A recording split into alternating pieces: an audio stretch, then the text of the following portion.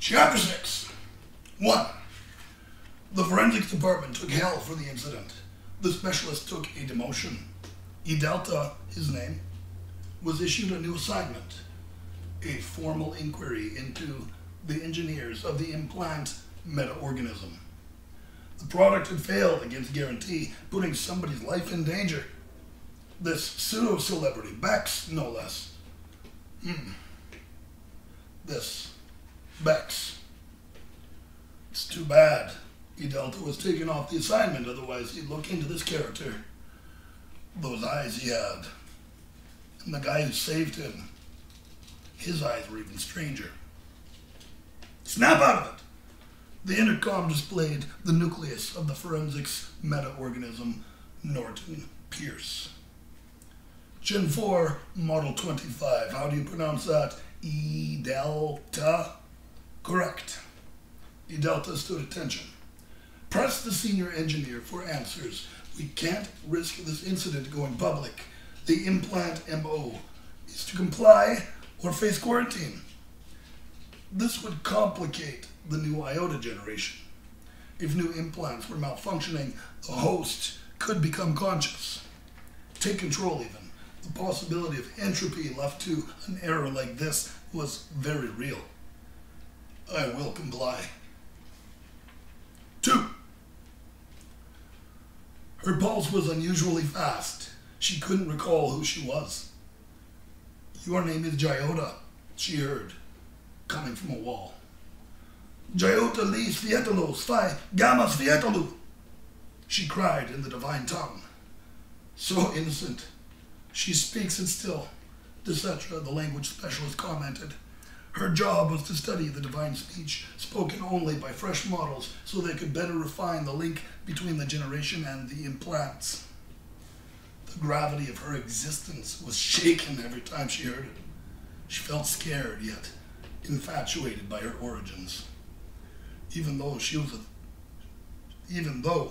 3 years old and 2 months, Desetra had long since forgotten how to speak in the divine tongue. The more she learned, the foggier the language became. But that didn't mean she couldn't translate. On a deep level, all living things understood. Science was capable of many things, but not even strong AI was capable of processing this language, for its depth was infinite. Would you like to exercise? Desetra asked Jyota in a calm, quiet voice. Jyota fumbled at the door with her left hand. Zodish Su, she said. The door opened. Clumsily, using her legs, she stepped forward. Simplo a would exercise. I'm Desetra, by the way. By the way, Jyota repeated. She became smoother, with each step. Desetra brought her into a gym carrying 2 tennis rackets and a racquetball. Exercise was important for relieving stress and developing fine motor skills. Jyota pretended she knew how to use the tools in Desetra's hand, but she feigned lack of interest. Desetra held a racket in her right hand, gripping the handle, and threw the ball in the air and struck it into the wall with a swing.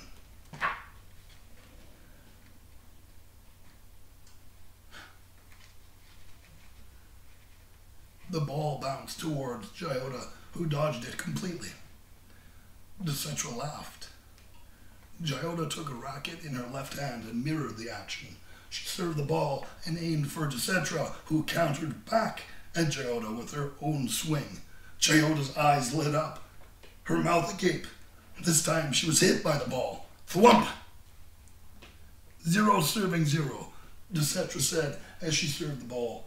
Jyota swung, the ball hit the wall and bounced back, dodging Desetra. 0 serving 0, Jyota chirped. 3. DeBeta watched the two on the monitor, taking notes. He stroked his mustache as he skillfully programmed the implant designated for this Gen 9 clone. The eugenics department was making great strides in gene splicing. Beta had never seen a generation that could instinctively open doors and utilize motor function at point zero. If it wasn't for his Trinity matrix, he'd have felt defunct, obsolete.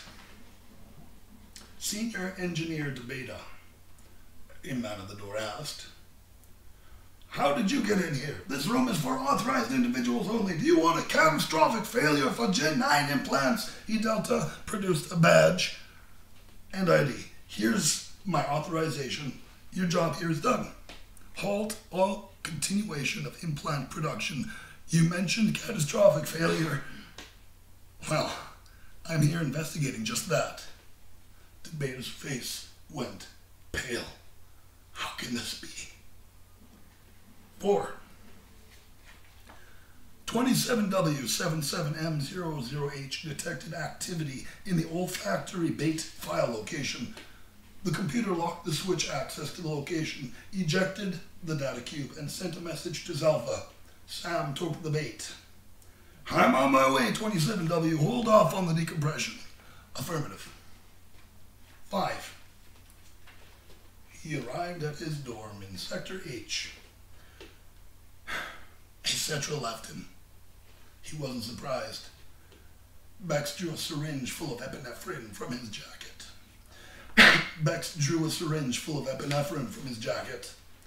This disgusting feeling inside of him, amplified by the pull of the apple, gave him a hopeless sense of satisfaction in his betrayal to etc., in his betrayal to himself.